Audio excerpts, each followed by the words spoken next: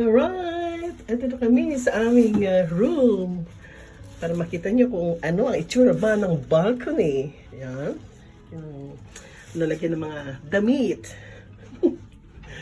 Tingnan natin ito kung anong meron dito. May kakadiyero. Ha? Okay. Tingnan natin kung ano ang nadi dito. Wow! Toilet. Yeah. Alright.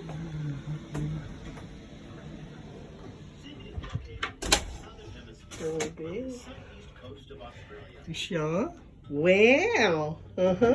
Queen size bed. With telly. Hello, Daddy. Kawai. Oh, may fridge siya dyan. Wow! So, ito yung mini bar.